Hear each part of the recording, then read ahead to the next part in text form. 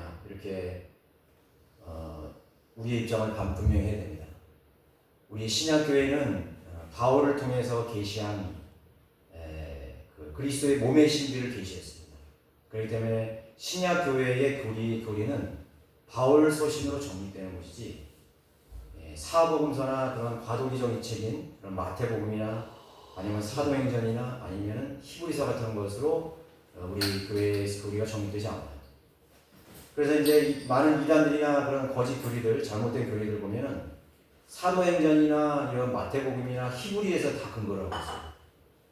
쉽고 명료하게 하나님께서 이렇게 개념을 규정해 놓은 그 교리를 규정해 놓은 구원의 교리라든가 또는 아니면 세대적 그런 진리에 대해서 교회의 개념에 대해서 이렇게 가르칠 때 그 바울이 너무나 쉽게 우리에게 그렇게 계시해 줬는데도 그걸 따르질 않아요. 그러니까 그 어려운 책을 굳이 그거를 억지로 풀려다가 이렇게 멸망하게 되는 거죠. 멸망하게 되는 거예요. 성경을 열심히 타고 공부했는데 멸망으로 가는 거예요. 근데 아이러니하죠? 히브리서를 열심히 팔라고 했는데 히브리서의 그런 행위에 대한 그런 교리에 넘어져가지고 대환란 뒤에 환란 기간의 교리를 교회 시대에 적용함으로써 행위적인 끝까지 견뎌야 되는 그런 교리가 나오게 되는 것이죠. 이제 그러면 이제 구원은 잃어버린다 이렇게 되는 것입니다. 많은 교회들이 하나님의 말씀을 바르게 세대적으로 이렇게 올바로 나누지 못해서 이렇게 몰락하게 되는 것입니다. 멸망하게 되는 것입니다. 교회를 열심히 다니고 오래 다녔는데도 구원받지 못하고 지옥에 가는 거예요. 너무 안타깝죠. 그래서 이제 우리 바울에 대한 입장을 분명히 해내는 것입니다. 그래서 고린도교회 성도들 대부분은 사도 바울을 의로운 판단, 하나님의 말씀에 따른 판단이 아니라 외모로 판단했는데 그 결과 바울의 사도직은 물론 구원까지도 의심하고 혹평했다. 이에 바울은 자신의 사도적 권위가 하나님께서 주신 권위임을 강조하고 있다. 이런 것이죠. 그러니까 하나님께서 이제 우리도 마찬가지잖아요.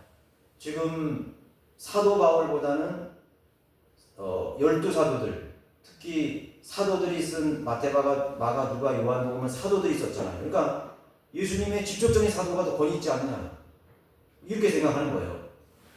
그러나 사실은 사도 바울은 사도 직접적인 사도가 아니었잖아요. 예수님이 이미 승천하신 다음에 다마스커스 도상에서 나타나서 왜 나를 박해하느냐 그렇게 하면서 바울을 이방인의 사도로 부르셨다고.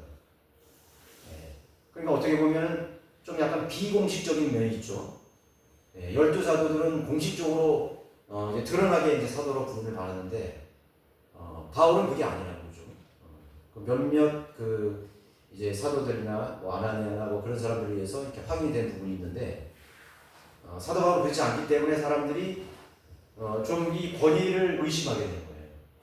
그러니까 지금 오늘날의 그런 교회들도 그 사도 바울의 얘기지 사복음서가 더 권위 있다 이렇게 얘기하는 거예요. 그러니까 여기서도 이제 마찬가지로 그 당시도 그랬을 거라고요.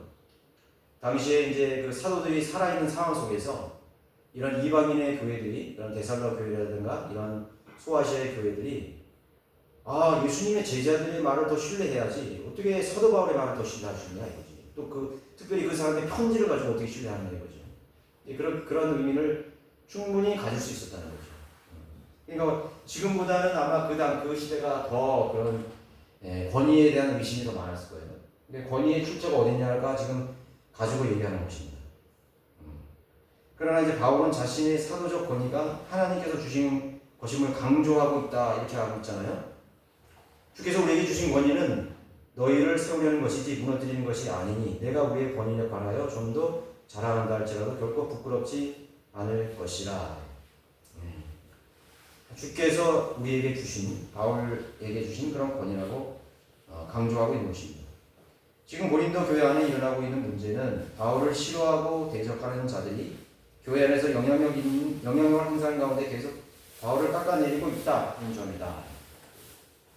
그렇게 함으로써 고린도 교회 성도들이 바울의 사도적 권위에 대해 신뢰하지 못하도록 만든 만들었다 이렇게 하는 거죠. 그래서 마찬가지로 우리가 사도들의 권위로 자꾸 가려고 하는 것이죠, 그죠? 바울의 권위냐 사도 바울의 권위. 이거는 교회의 부심, 교회의 교리, 교회 시대의 교리를 정립했습니다.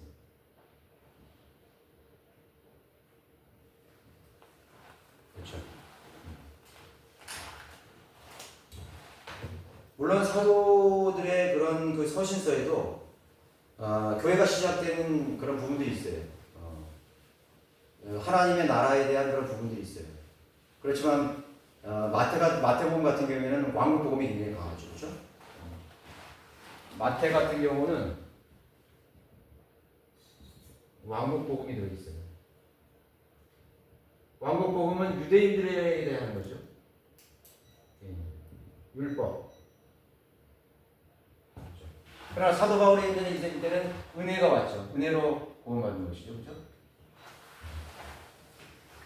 그러니까 시대가 하나님께서 경륜을 따라서 시대를 그 경륜이 바뀐 거예요. 세대가 바뀐 겁니다.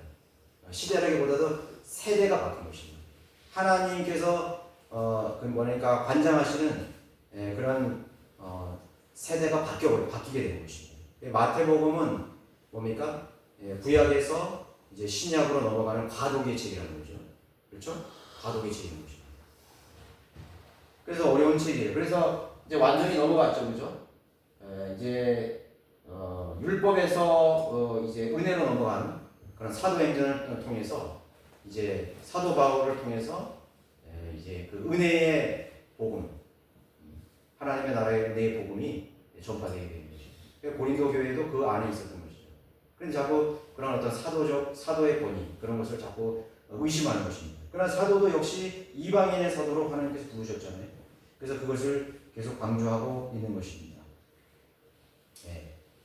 분명 바울의 편지들은 고린도 교회 성도들을 놀라게 할 만큼 힘이 있었다. 9절 보세요. 이는 내가 마치 편지들로 너희를 놀라게 하는 것처럼 보이지 아니하려는 것이라.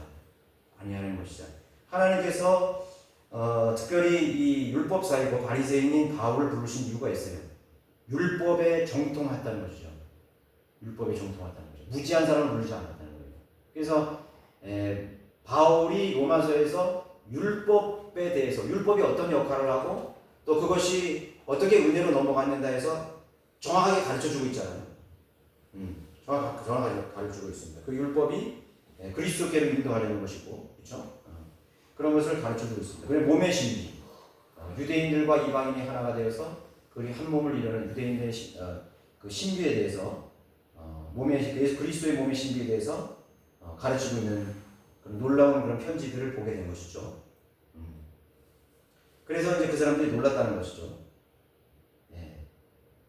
그런데 이에 대해 바울의 대적들은 바울이 눈에 안 보일 때나 큰 소리 치는 것이지 별거 아니라고 혹평했다. 그래서 그들은 직접 대할 때는 언변이 화창고 서툴다며 바울을 비방했다. 그래서 고린도전서 2장 4절에 보면 내 말과 내 설교는 설득력 있는 인간의 지혜의 말로 하지 않고 성령과 능력의 나타남으로 했다. 이렇게 증거하고 있습니다. 그래서 너희의 믿음이 인간의 지혜에 있지 않게 하기 위해서 하나님의 능력 안에 있게 하기 위해서 그렇게 했다는 것이죠. 바울 사도의 그 서신들도 하나님께서 영감으로 기록하셨다는 것을 말하고 있는 것입니다. 그러니까 바울 사도의 서신, 바울의 서신도 역시 마찬가지로 동등한 권위를 가지고 있다는 걸 말하는 것입니다. 영감으로 기록했던 것입니다. 하나님의 영감으로 기록된 것입니다. 이런 서신들이 사복음서나 구약에 있는 히브리 성경이나 모든 그런 성경과 동일하게 바울의 서신도 영감받은 하나님의 말씀이라는 것을 가르치고 있는 거예요. 그렇죠? 그래서 성령과 능력을 나타나심으로 그렇게 하고 있다고 그렇게 말하는 것이죠. 예. 이에 바울은 그런 자들을 향해 자신의 견해를 확실히 밝혀두고 있는데 정말로 그런 자들이 자기에게 보기 원하는 것이 강한 모습이라면 편지에서 보여주었던 것처럼 직접 대할 때도 편지와 똑같이 강한 모습으로 다루어 주겠노라고 경고하는 것이다. 그러한 사람은 이것을 생각해야 하리니 즉 우리가 함께 있지 않을 때 편지로 말하는 것이 함께 있을 때 행동하는 것과 같다는 것이라. 여러분 성경 기록을 보는 것, 여러분 성경의 기록을 성경을 보는 것, 성경을 볼 때 이거는 동일하게 하나님을 배면하는 건 마찬가지예요. 하나님의 얼굴. 성경을 보는 거는 하나님의 얼굴을 뵙는 거하고 똑같은 것이죠. 그렇게 두려운 마음으로 가요. 그런 권위를 가지고 있는 거예요. 그러면 이 편지들도 뭐예요? 그거 말하는 거예요. 그 빗대어서. 편지를 읽는 거는 바로 사도 바울을 대면한 거예요. 사도 바울을 대면했다. 똑같은 것이다. 너희들이 편지를 통해서 대단한 확신과 믿음과 그거를 통해서 여기 얘기했잖아요. 놀랐다면 사도 바울의 그런 편지도 마찬가지라는 거예요. 그 편지가 그랬다면 사도 바울도 역시 마찬가지로 사도 바울을 대면할 때 똑같아야 된다는 거 말이에요. 그렇죠? 예, 하나님의 말씀인 이 성경을 사람들은 마음대로 취사설대를 해버리잖아요. 마음대로. 예. 특히 사도 바울의 서신서에 대한 부분들은 굉장히 취사설대를 많이 해요. 특히 이제 여자 집사, 여자 목사 같은 경우, 여자 목사, 여자 집사, 여자 사역자가 있죠? 이 사역자들은 인정 안 하잖아요. 성경은. 감독의 직분은 한 아내의 남편이라게 되는 거예요. 목사는 한 아내의 남편이 되는 거예요. 그건 바울이잖아요. 근데 그걸 뭐라고? 사도 바울의 의견일 뿐이야. 네. 하나님은 이 서신도 하나님께서 영광으로 기록한 말씀인데 바꿔버리는 거예요. 네. 취사 선택해버리죠. 그 얼마나 많이 있어요, 그것들이. 또 성인이 자기 믿음으로 자기 고백으로 고백했을 때 침례를 주는 거예요. 이 서신서에 나와 있는 거예요. 그 이제 유아세 같은 거 봐요. 자기 믿음을 고백할 수 있어요? 없는 거지. 자기 죄도 모르고 아무것도 모르는데. 그럼 물 뿌리고 하는 거예요. 그냥 하나님의 말씀을 완전히 무시해버리는 거지. 네, 사도 바울은 한 번도 어린아이에게 물 뿌리지 않았다. 물 뿌리는 게 아니라 침례를 주지 않았다. 침례 그 자체도 자기가 자기 믿음을 고백하는 자에게만 침례를 줬다고. 얼마나 그런 것들이 많아요, 그렇죠? 네. 그래서 오늘날의 독신 여자 목사들 있잖아요. 독신 목사들 많아요. 네. 다 그러면 누가 세운 거예요? 마귀가 세운 거지. 그래, 그 때문에 마귀가 간장하고 거짓 교리가 난무하게 되는 것입니다. 그래서 중요한 건 몇 가지만 빼버려도요. 그런 사람들은 하나님 말씀을 자기 입맛에 마음대로 취사 선택을 해버리는 거예요. 근데 더 이상은 이 권위라는 게 바울 서신의 권위라는 거는 인정 안 하게 되는 거예요. 그렇죠? 그러니까 그렇다 보니까 성경이 번개되는데 그 많은 성경들 번개 중에서 내 입맛에 맞는 성경을 고르는 거예요. 나는 이 성경 여건이 우리 교리에 맞다. 그럼 그걸 선택하는 거야. 그렇게 해서 우리 성경이 나오게 되는 거죠. 자, 거기 보시면 바울을 대적하고 39절 바울을 대적하고 헐뜯었던 자들은 자기들끼리 비교하고 평가하면서 자기 자신을 칭찬하고 높이며 자부심을 느끼고 있었는데 실로 현명하지 못한 자들이다. 그런 식으로 자신을 칭찬하는 것은 어리석은 짓이며 또한 칭찬은 스스로 한다고 해서 인정받는 것이 아니라 주님께서 칭찬하실 때 진정한 인정받을 수 있다. 그래서 이제 12, 13절 같은 경우는 제가 썼죠. 라이벌 의식을 가지고 있었던 것이죠. 라이벌. 라이벌 의식이라는 게 뭐예요? 열등 의식입니다. 또 그 반대되는 건 뭐죠? 우월식, 우월감. 그 열등의식이 있었던 거예요. 사도 바울에 대한 특별히 열등의식이 있었다는 거죠. 그래서 이제 사도 바울하고 비교를 하면서 그 사람은 현실로는 뭐 그럴싸하게 썼지만은 만나면 그 별로 그렇게 능력이 없는 사람이다. 뭐 그렇게 하면서 말이죠. 이제 비교를 한다는 거죠. 그래서 어떤 사람들 같은 부류로 나누거나 비교하지 않으나 그들은 자기들 가운데 스스로 측정하고 자기들끼리 비교하니 현명하지 못한 것이다. 지금도 마찬가지예요. 지금도 이런 그 교회끼리 서로 비교하잖아요. 저 교회는 우리보다 사람이 많은데, 저 교회는 우리보다 건물이 큰데, 저기에는 일꾼이 많은데 우리는 일꾼이 적은데, 뭐 그렇게 하면서 막 이렇게 비교를 한단 말이죠. 그냥 이걸 가르치는 거예요. 여기서 우리가 교훈을 배우는 거예요. 거기서 우월의식이 나오고 열등의식이 나오고. 그러니까 여러분, 우월의식을 가지게 되면 어떻게 되는 거예요? 이 사람은 교만해지는 거예요. 그렇죠? 그러면 이 사람은 패망하는 거예요. 말 몰락하게 되는 거예요. 그럼 이 사람은 이런 부패하게 되는 거예요. 열등의식이잖아요. 열등의식이 다는 거예요. 비굴해지는 거예요. 비굴. 사람이 비굴해지고 비열해지는 거예요. 그러니까 나보다 능력이 많은 사람한테 가서 이렇게 아부하고 말이죠. 저는 그런 사람들 더러더러 봤어요. 이 안에서도 봤어요. 이성호 목사님한테 가서 막 다른 사람한테는 뭐 별 볼 일 없게 되는데 이성호 목사님 앞에 가서 하면서 말이죠. 얼굴 빛이 달아주고 뭐 싹싹 웃으면서 그 얼마나 비굴한 사람. 그리고 자기보다 못한 사람이 있으면 좀 더 배워. 뭐 이런 식으로 말이죠. 그것도 몰라 이제 책 몇 권 읽었어. 그렇게 하면서 말이죠. 다 망한 거. 그런 사람들 다 망했어요. 믿으면서 다 몰락했어요. 나는 1년에 몇 명씩 구인하는데 너 몇 명을 했어. 그런 비교의식인 거예요. 나는 1년에 난 몇 명밖에 못했는데, 저 형제 자매들은 저렇게 많이 하는데, 비교해줘. 왜 그렇게 하냐? 절대 그렇게 하면 안 되는 거예요.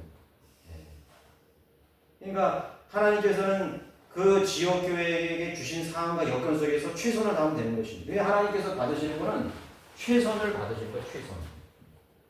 네가 네 마음을 다 했느냐 이거죠. 너의 마음을 다하고 힘을 다하고 정성을 다하고 네 목숨을 다해서 하나님 사랑했느냐 이거죠. 최선을 것을 했느냐 이거죠. 아니 최선으로 안 했는데 많이 한 사람도 있고 최선으로 했는데 조금 한 사람도 있을 거 아니에요. 그렇죠. 아도니람 저드슨 같은 경우는 버마에 가가지고요 8년간 사역을 했는데 8년째 첫 번째 침례자가 생긴 거예요. 생각해보세요. 근데 제 기억은 모를 거예요. 8년째에 첫 번째 침례를 줬어요. 이교도의 국가에 가가지고 말이죠. 그 불모지에 가가지고 그 우상 숭배 나가가지고 지금 미얀마에 지금 가가지고 불교 국가. 그 한 사람 침례를 주기 위해서 그 최선을 다하는 거예요.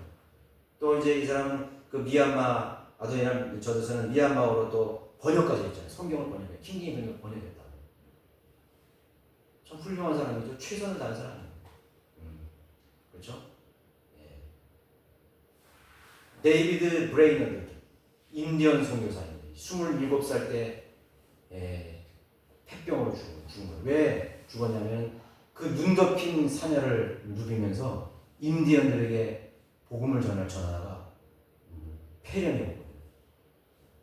폐렴이 갔다고. 각혈을 하면서 죽었다. 그 회신자가 몇 명인지 알려지진 않았어요. 알려지진 않았다고. 그 광야를 누비면서 그 인디언들에게 복음을 전하기 위해서 일단 그 최선을 다한 그런 그리스도인이다. 누구하고 비교하겠어요? 꽤만 조지 휘필드나 또 이제 이런 존 웨슬레 같은 경우는 몇천 명씩 구명하잖아요. 몇백 명씩. 그럼 그런 사람이 상이 클까요? 훌륭한 일이 있죠. 조지 휘필드와 또 그런 그 웨슬레 같은 사람들이 노천 설교를 통해서 얼마나 많은 사람들을 회심시켰어요. 얼마나 그 나름대로 최선을 다한 거예요. 예. 대세양을 수십 번씩 횡단하면서 복음을 전파하는 휘필드 같은 최선을 다한 거예요. 예. 그만큼 브레이너도 역시 자신의 모든 것을 다해서 최선을 다해서 그럼 누가 비교했어요? 그럼 브레이너드하고 휘필드를 어떻게 비교하겠어요? 비교 못한다고. 그럼 어리석은 사람이지, 비교하는 사람. 똑같은 일이 지금 우리 여기서 벌어지고 있다. 하나님의 말씀을 우리가 잘 배워서 절대로 라이브 의식을 가지면 안 되는 것이고, 안 되는 것이고. 그렇죠? 네. 그러니까 그런 것들이 여기 이제 나오는 것처럼 뭐 칭찬과 감히 자기를 칭찬하는 어떤 사람과 또 비교, 스스로 또 측정을 해요. 평가하고 비교하고 이게 현명하지 못하다고 분명히 말했잖아요. 바울이죠.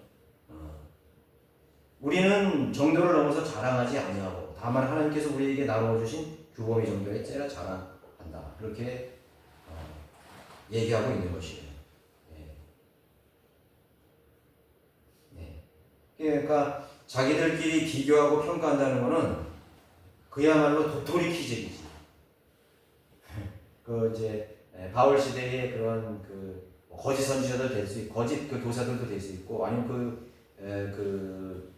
고린도 지역의 그런 조금 안다는 사람들이 성경 교사하는 사람들이 그렇게 한다면은 그 안에서 골목 대장이 되려고 하는 거하고 똑같은 거예요. 예. 우물 안에 개구리고 그런 식으로 자신을 칭찬하는 것은 어리석음이다. 또한 칭찬은 스스로 한다고 해서 인정하는 것이 아니라 하나님께 주님께서 인정하실 때 칭찬하실 때 진정한 인정을 받을 수 있다. 14, 15, 15절을 넘어가서 어떤 성도도 각자에게 주어진 정도를 넘어서 필요 이상으로 자랑해서는 안 된다. 자랑하더라도 하나님께서 각자에게 주신 규범의 정도 안에서 자랑할 뿐이다. 바울에게도 그에게 맡겨진 사역의 범위와 규범의 정도가 있었다. 그래서 다른 사람의 규범 안에서 다른 사람들이 이렇게 놓은 일들을 두고 마치 자기가 이룬 것이냐 자기 열매로 취하고 자랑하지 않았다. 모든 성도는 각자의 규범 안에 머물러 있어야 한다. 다른 사람의 규범에 대해 이러쿵저러쿵 떠들거나 신경 쓸 필요가 없다. 하나님께서 우리 각자에게 행하라고 주신 규범 안에서 신실하게 사역하면 되는 것이다. 이렇게 말했죠. 예, 자랑하는 이유가 뭐죠? 자랑하는 이유가. 그러니까 자랑하는 이유는 자랑하는 이유가 여기 있는 거죠. 자랑의 이유. 자랑의 이유는 자기 도취하고 자기 기만이에요. 자기를 자랑하는, 자기를 높이고, 예. 그것은 자기 착각 속에 있는 것이죠. 예. 뭐 이렇게 우리 보면은 은사주의 목사들이 뭐 좀 약간 능력이 있다고 좀 대단하게 생각하잖아요, 자기를. 막 하나님 다음으로 아주 자기가 굉장한 사람으로 얘기한다고. 뭐 말도 없이 반말 칙칙해가면서요. 여러분 은사주의 그 집회 한번 가봤어요? 자기 외에 다른 사람은 자기가 하나님이야 뭐 자기가 무슨 사도보다 더 높아. 그냥 반말 칙칙해가면서 자기보다 나이 많은 사람들한테도 반말 칙칙해요. 그러니까 성경적인 그게 아니라 막 야단치면서 말이죠. 막 무슨 장로가 뭐 어떠고 뭐 권사가 어떠고 뭐 하면서 말이야. 어떤 그 목사는 어디 영상에 보니까 나오라 그러니까 엎드려 뻗쳐도 시키대. 야, 아니 자기가 뭔데 엎드려 뻗쳐를 시켜. 야, 이런 데도 있구나. 그리고 이것도 순종한다고 엎드려 뻗쳐 해요. 내가 곽형년님한테도 들었어요. 거기. 그 구원파도 그렇게 한대요. 뭐라 그러더라? 그 무슨 뭐 장로들 다 나오라 그러고 뭐 집사들 다 나오라 가지고 자아를 버리는 연습을 한다 그래가지고 뭐라 그러더라? 뭐 옷을 벗어야 된다는가? 하여튼 별짓을 다 시키는 거예요. 그런 창피가 자아를 부인하는 거래. 참 기가 막히죠? 그럼 마귀의 종이 아니면 이게 뭐예요, 그죠? 그러니까 한 가지를 보면 알아요. 제정신이 아니에요. 벌도 주고 심지어는 때리지 않는 것도 다행이에요. 여러분들 그 은사주의 목사들 막 이렇게 때려가지고 막 피나고 막 그러죠. 막 다치고 막 그러잖아요, 그죠? 그 뭐야 그 정치인 누구야 그저 공중부양하는 사람 누구죠? 누구야? 그 허경영 버금가는 목사들이 많아요 요즘에. 버금가는 목사들 많다고. 이게 막 나오라 그래가지고 막 이렇게 막 더듬고 말이죠. 막 그 성추행을 막 그렇게 막 이제 했잖아요, 그죠? 예. 그러면 그 사람 말이 뭐 아주 대단한 하나님 말처럼 그대로 또 순종해요. 복종한다고. 참 그런 생각이. 그게 뭐야? 자아도취 자아기만. 자기 착각 속에 있는. 대부분 이제 은사를 가졌다는 그런 사람들 보면은 자아도취적인 그런 신앙의 그런 집착이 있는 거죠. 이 제정신이 아니에요. 그렇죠? 그런 사람들 보면은 자기 자랑을 많이 한다. 나는 무슨 은사를 가졌는데, 나는 뭘 받는데, 나는 뭐 기도를 많이 하는데, 뭐 며칠 뭐 금식 기도를 했는데, 뭐 하는 중에 뭘 받고, 뭐 어쩌고저쩌고. 그럼 그걸 그대로 다 믿어버리는 거예요. 야, 대단하다, 대단하다. 자아도취가 더 심해지는 거지.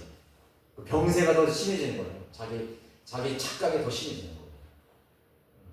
그래서 은사주의자들은 거의 자아도취적인 그런 왜곡된 신앙을 다 가지고 있어요. 가지고 있다고. 그런 평범한 사람도 마찬가지예요. 신자들도 마찬가지예요. 내가 방언하니까 내가 구원받았고, 내가 뭐 병 고치는 은사 받았으니까 난 특별하고, 또 그걸 내가 그러니까 성령이 임했고, 그런 식으로 많이 얘기하는 거예요. 절대 그런데 속으면 안 돼요. 그 사람들은 자아도취 자아신앙만 했어요. 근데 그 사람들이 그 잘못되었다는 것을 뭐를 통해서 알게 되냐면요, 하나님의 말씀을 제시하면요 받아들이잖아요. 이게 중요한 게 뭐냐면 이런 사람들은 말씀을 제시하잖아요. 그러면 거부합니다. 그러면 100% 자아도취적 신앙에 사로잡힙니다. 그래서 성경을 펴가지고 여기 이런 말씀이 있는데 어떻게 생각하십니까? 그 성경 가지고 얘기하지 마요. 그러면 자기 경험이나 자기 은사가 성경보다 더 권위 있는 거예요. 그렇죠? 그런 사람들은 자기 은사하고 자기 경험이 더 높은 권위 자리에 있는 거예요. 더 높은 권위를 가지고 있는 것이죠. 성경은 그렇게 해도 내가 봤다니까? 내가 하나님 만났다니까? 내가 많이 기도해봤다니까? 여러분, 기도 많이 했다는 사람한테 속으면 안 돼요. 기도 많이 했다는 사람한테 그럼 말씀이 이렇게 있는데 어떻게 생각하십니까? 그거보다 더 중요해. 내가 기도했어. 하나님 말씀보다 자기 경험이나 자기 기도가 더 권위 있는 거죠. 그 사람들은 뭐 기독교 무당이나 뭐 별반 다름이 없는 거죠. 그 사람들은 기독교 무당이라고 생각하면 돼요. 그렇게 생각하면 돼요. 그렇죠. 이제 그 회중들이 그런 사람들을 더 이제 자아도취로 빠지게 만드는 거예요. 무슨 권사님, 무슨 장로님은, 무슨 목사님은 기도 많이 하시는 목사님이다. 그 사람들의 기도의 목적도 마찬가지예요. 이 기도의 목적이 뭐냐면, 이 사람들의 기도의 목적이 뭐냐면, 신비적 체험을 위한 것입니다. 신비적 체험을 위한 거예요. 산에 가서 왜 기도하는 거예요? 신비적 체험을 원하는 거예요. 자기 능력을 받아가지고, 뭘 봐가지고 하는, 그 능력 받았다는 거예요. 나는 무슨 능력 받았어? 나는 며칠 금식에서 능력 받았어. 그게 뭔 능력인데? 사람들 속이는 능력이지. 마귀가 들어가가지고, 그거는 능력을 받게 받았는데, 하나님께로부터 오는 능력이 아니라, 악령으로부터 오는 능력을 받는 거예요. 그러니까 그런 악령의 능력이라도 좋으니까, 그런 것을 가지고 사람들을 모으려고 하는 것이죠. 이 사람들이 그런 거 신비로운 걸 보면은 그 막이 좁네, 병이 나왔네 뭐 하면서 다 그런데 막 간다고요. 소문들가 아무것도 없는 건데, 그렇죠? 자, 그런 것은 범위를 넘어간 거예요. 교범의 정도에서 범위가 넘어간 거죠. 거기 밑에 맨 마지막 단락 한번 보세요. 사도 바울에게 주어진 교범의 정도는 고린도 교회 성도들까지 미쳐 있었는데 이는 그가 그들에게 직접 그리스도의 복음을 전파했고 하나님의 말씀에 따라 고린도 교회를 세웠으며 또 그들을 가르쳤기 때문이에요. 이게 권위예요, 이게. 그렇죠? 그들에게 하나님께서 허락하신 교범과 여건과 상황, 맡겨진 영적 상황과 그런 실대 속에서 하는 것이에요. 그렇죠? 이제 또 하나의 이제 패단이라는 게 뭐냐면은 그러다 보니까는 이 사람들이 자기가 그런 걸 못하잖아요. 그러니까 어떻게 하면 흉내를 냅니다. 흉내를 내요. 그래가지고 어떤 사람들은 조용기 목사가 능력이 있으니까 난 조용기 목사처럼 흉내를 내야지. 그 사람이요, 자꾸 그 사람 흉내내고 그 사람을 동경하고 성경보다 하나님보다 예수님보다 그 조용기 목사를 더 존경해. 조용기 목사 돼야지. 우리 신이다. 그 조용기 목사 흉내 있잖아요. 모세가 이렇게 말씀하셨. 뭐 이런 식으로. 아마 우리나라 기독교의 70%는 조용기 목사의 기도와 조용기 목사의 설교 톤일 거예요. 네. 뭐 은혜와 진리교회 거기 뭐 그것도 조용기 목사 뭐 사촌 동생이 한다고 보이대요. 거기 내가 한번 동영상에 보니까 야, 그 말투하고 투하고 어떻게 그 사촌형 조용기하고 똑같은지 몰라. 참, 그게 흉내 내는 거예요, 흉내. 그러니까 이제 그런 교회 사람들 다 그렇게 흉내 내잖아요. 뭐 장로교회고 감리교회고 전부 그렇게 흉내 낸다. 그렇죠? 이번에 뭐 유명한 무슨 김사만 뭐 그런 사람도 흉내내고 뭐 김기동도 흉내내고 뭐 귀신 쫓고 막 그렇게 된다. 그러니까 아주 그냥 다 똑같아. 아주 그냥 그 복사기처럼 그 찍어낸 것처럼 그 신학교에 다니는 그 학생들은 다 똑같은 거예요. 물론 알게 모르게 계속 들어가면은 그게 은연중에 그런 기도가 될 수 있어요. 우리도 어떤 사람들 보면은 이성호 목사님하고 어쩜 저렇게 똑같이 하냐 이렇게 그런 형제들도 있었어요, 처음에. 예. 왜 항상 그런 그런 그 말투나 그런 걸 듣기 때문에 그걸 내가 배울 수밖에 없어요. 사람은 그렇게 할 게 없어요. 그럼 뭐 그걸 부인하는 게 아니에요. 근데 그거는 내가 은연중에 그렇게 되는 것인데 그 어떻게 의도적으로 그걸 똑같이 흉내내려고 그렇게 흉내를 내고 그렇게 한다는 것이죠. 그렇게 기계처럼 뽑아내기 위해서 그렇게 한다는 것이죠. 그거는 하나님 방법이 아닌 거죠. 그렇죠? 마귀의 올무에 모방하고 흉내내는 것은 마귀의 올무에 속임수에 하나는 거예요. 그러니까 우리가 신실한 그런 목자들을 본받고 또 사도 바울 같은 본받으려는 것은 우리가 흉내를 낸다는 게 아니라 본받아야 된다는 거죠. 네. 본받기 위해서 뭐를 본받기 위한 거예요? 그들이 자세입니다. 그들이 하나님을 두려워하는 자세를 본받는 거예요. 럭커 목사님이 하나님 말씀에 대한 자세. 그렇죠? 이성호 목사님이나 또 성경대로 믿는 우리 목자들이 하나님에 대한 자세, 그 겸손한, 또 하나님 말씀을 두려워하는 것, 또 하나님 말씀대로 하려고 하는 것, 성경대로 하려는 그 자세를 본받는 거죠. 그 사람이 무슨 일거수일투족을 똑같이 하려고 해서 그걸 흉내내라는 게 아니라 하나님 말씀에 대한 자세를 본받는, 복음을 열심히 전하는 자세 있잖아요. 저는 이소호 목사님 항상 뵐 때마다 참 그냥 지나가는 분이 없어요. 그만. 참 그분은요 복음을 그렇게 열심히 전해요. 그냥 지나가는 게 없어요. 그래서 그런 자세를 항상 그런 본받으려 하죠. 그리고 이렇게 어떻게 복음을 전하는 그런 태도란 말이죠. 사람들을 하는 태도 그런 것을 본받으려고 하는 거예요. 사람들을 두려워하지 않는 것. 그런 태도들, 그런 모습들. 참 거침이 없는 그런 목자였죠. 로마 목사님도 마찬가지예요. 사람들이 뭐 보거나 말거나 그냥 설교하시고 복음 전하고 말이죠. 그렇게 했다. 또 사람들이 여기 많이 앉아있으나 없으나 한 사람이 앉아있을 때나 50명이 앉아 똑같이 설교하는 거예요. 그런 자세. 예. 아유, 사람이 얼마 없으니까 대충 해야지. 진짜 그런 자세가 아니라고요. 아유, 저 목회자는 사람 4명 오는데 저렇게 아주 열을 내시나? 그렇게 해야 되는 거예요. 최선을 다해야 되는 거예요. 그런 자세를 본받는 거죠. 그죠? 예. 그래서 사람의 관심에 중심을 두면 안 되는 거죠. 사람의 칭찬이나 사람의 비평이나 그런 것에 중점을 둬야 하는 거예요. 그래서 오늘날도 이렇게 보면은 어떤 목회자는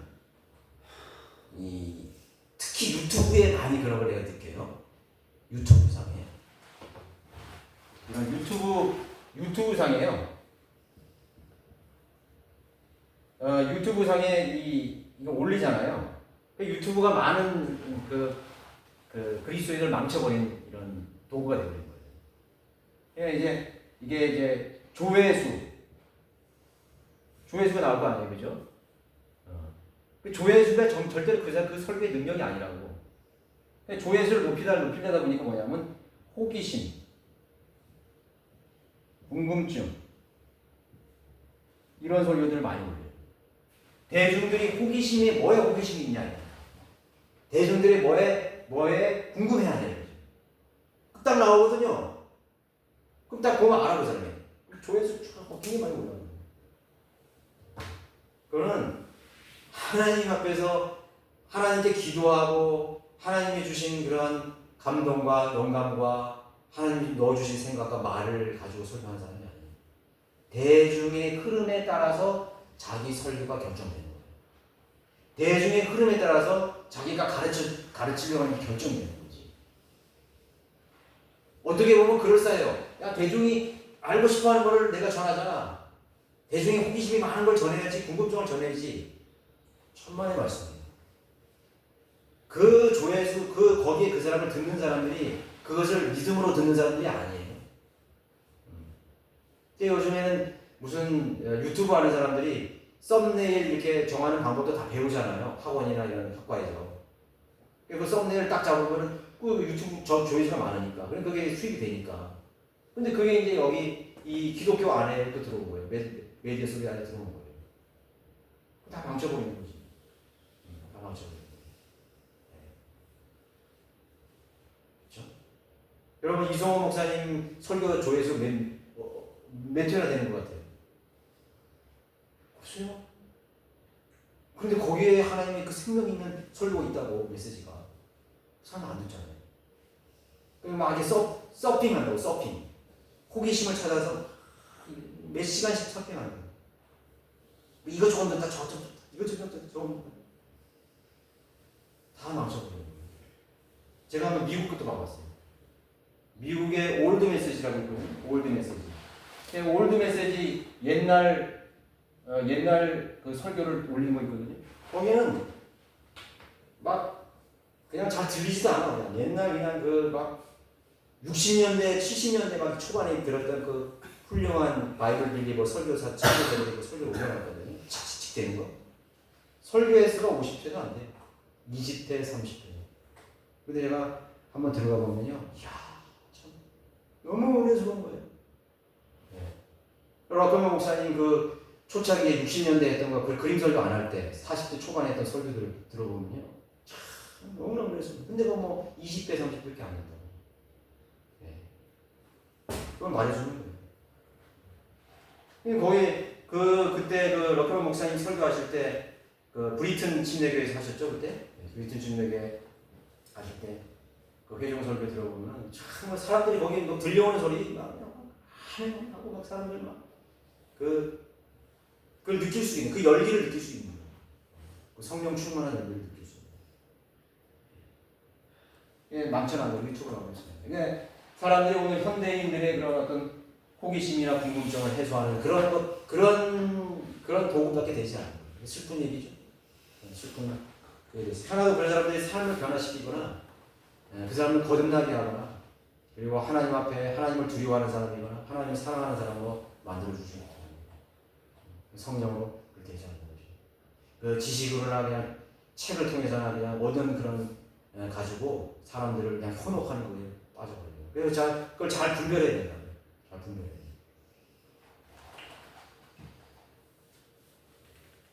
자, 그리고 거기 이제 맨 마지막 거기 보면 다만 이들에게 바라는 한 가지 희망이 있다면 고린도 교회 안에서 그 영역을 크게 확장하는 일이었다. 물론 그렇게 하는 목적은 그저 다른 사람들이 이렇게 놓은 것으로 자랑하고 싶은 욕망 때문이 아니었다. 단 한 가지 곧 이들의 영역을 넘어서 이들의 도움을 얻는 가운데 다른 사람에게도 복음을 전하는 것이었다. 다시 말해 이들의 영역을 넘어 로마 그리고 스페인까지 가서 마음껏 복음을 전하려 했던 것이다. 이해하겠죠? 관점입니다. 관점. 뭐 이제 이런 것이 연결이 되는 것인데 내가 어떤 관점을 가지고 있는지 어떤 시야를 가지고 있는 것입니다. 예, 사역의 하나님의 사역의 확정이거든요. 사역의 흐름. 바울은 사역의 흐름을 읽고 있었던 것이에요. 성령님의 의도죠. 하나님의 뜻이죠.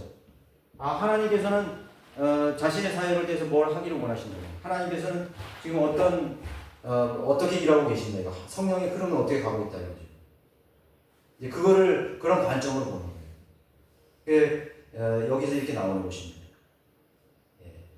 그래서 15절에 보면 우리는 다른 사람이 수고한 것으로 우리의 정도를 넘어서 자랑하지 아니하나 다만 우리가 희망을 가짐은 너희 믿음이 자라나서 우리의 경험에 따라 너희 가운데서 우리의 영역이 크게 확장되리라는 것이니 너희의 영역을 넘어서 복음을 전해야 하는 것입니다. 내가 너희 자신에게만 목적이 아니라 너희 자신의 목적이 아니라 너희의 그 넘어서 영역을 넘어서 너희들을 성장시키고 복음이 전해주고 그것이 복음을 전파하는 것입니다. 더 넓은 곳으로 복음을 전하는 것입니다. 그럼 우리의 자랑도 아니고 너희를 자랑하는 것도 아닙니다. 우리의 영역이 크게 확장되는 그걸 보고 있다는 것이죠. 그러니까 벌써 스케일이 틀리잖아요. 이게 틀리죠. 교회가요. 우리가 비전이라고 얘기하잖아요. 비전. 비전 이게 바로 비전이에요. 비전. 비전이 없는 백성은 망한다 했잖아요. 비전이라는 환상 같은 걸 말하는데요. 그런 막 허상 그런 것이 아니라 하나님께서 보여주시는 그런 관점을 말하는 거예요. 관점. 지옥으로 가는 수많은 그런 종족들, 민족들, 그렇죠. 타국에 있는 그런 절망 속에 신음하는 수많은 그런 열방의 민족들. 바울은 그런 거 봤거든요. 그래서 바울은 마케도니아라든가 또 이태리라든가 이런 지중해를 다니면서 스케일이 넓어진 거예요. 그래서 이제 청년이나 어릴 때요, 그런 경험이 굉장히 난 중요하다고 생각해요. 그래서 나는 자꾸 청년들이 그런 시야를 좀 높였으면 하는 생각을 가는 거예요. 순천교회 김문수 집사님도 그렇고 그 딸 신우는 거기서 20대를 거기 많이 보냈대요. 몇 년 동안 그 네팔에 살았대요. 뭐 얘기해 보면 벌써 관점이 달라요. 근시안적이지 않아요. 째짜지 않다고요. 자기 막 진로, 자기 무슨 결혼 이런 거에 얽매이지 않아요.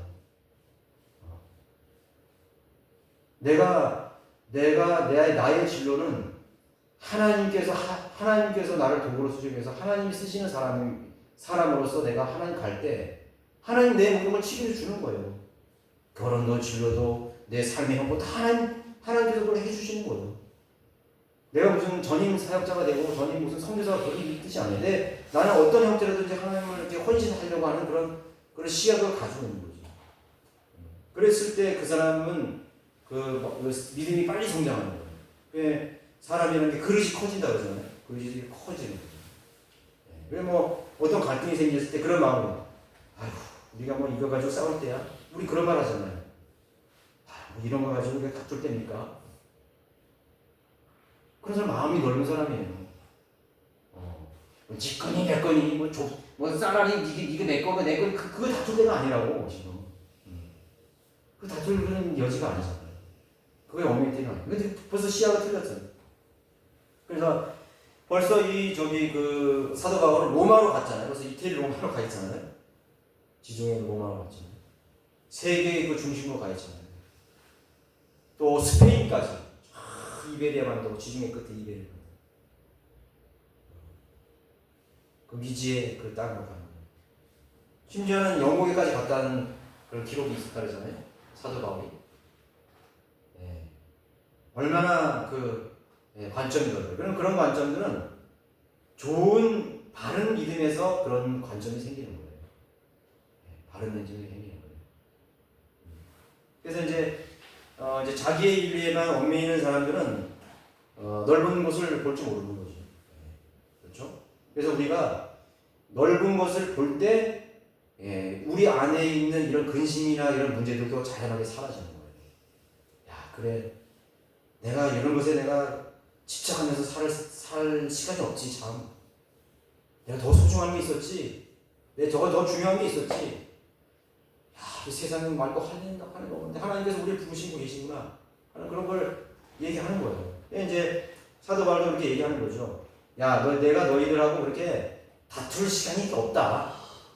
내가 너희들하고 다투고 그렇게 뭐 말가불가 할 그걸 얘기하는 거예요 지금. 쉽게 말하면 그거야. 아유, 우리 육신적인 사람들아, 뭐 누구하고 비교하고 자랑하고 그래 너희들이 나를 뭐 깎아 세우든 뭐 나를 이렇게 하찮게 생각하든 난 관여치 않겠다 이거지. 그렇게 생각하는 거예요. 그러나 자랑하는 자는 주를 자랑하라는 거예요. 이보다 더 큰 책망이 어디 있겠어요? 스스로를 자랑하는 사람들에게 야, 자랑하려보다 하나님을 자랑해. 한방 매기는 거지. 책망하는 거지. 이는 스스로 칭찬하는 사람이 인정을 받는 것이 아니요 주께서 칭찬하는 사람이 인정을 받기 때문이에요. 사람에게 칭찬받으려는 사람들은요 하나님 앞에 쓰임받지 못해요. 못한다. 따라서 모든 성도 특히 하나님께서 세우신 사역자는 자기 자신을 자랑할 것이 아니라 이 모든 역사를 이루신 하나님만을 자랑할 수 있어야 한다. 하나님만을 자랑할 수 있어요. 아무리 사람들로부터 칭찬을 받는 사람이라 할지라도 주님으로부터 칭찬을 듣지 못하면 그 사람은 실패한 인생을 사는 것이 된다. 그렇게 되는 거죠, 그죠?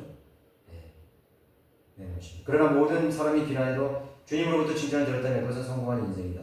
주님께서 칭찬하시고 있다면 자기 자신을 포함하여 다른 어떤 사람이 뭘 하든지 그것은 조금도 중요하지 않다는 것을 알게 되는 것입니다. 그럼 믿음의 양심이 다 알고 있는 거예요. 다 알고 있는 것이라고. 그렇죠? 사람의 칭찬이나 사람의 평가에 휘둘리는 사람은요, 좌충우돌하는 사람은요, 성령 충만한 사람이 아니에요. 그 사람에게는 어떤 영적 동기도 생길 수가 없어요. 그래서 우리가 그런 관점을 가질 수가 있는 것이죠. 성령님이 지금 무엇을 하기를 원하시는가? 성령님이 지금 일하고 있는 방향, 지금 우리나라 대한민국의 성령님이 역사하는 방향을 어떻게 가느냐, 그걸 봐야 됩니다. 우리가 어떻게 성령님의 그 바람에 편승해서 가야 되냐. 성령이 바람을 타야 되는 성령의 바람. 성령이 이 비행기 갈 때 편서풍을 타야 벽에 빨리 가거든요. 그런 것처럼 성령을 통해서 쫙 가거든요. 그렇죠? 성령을 맞바람으로 부딪히면서 가면 안 되는 거죠. 성령을 역행해서 가려면 안 돼. 그것처럼 힘든 건 없다.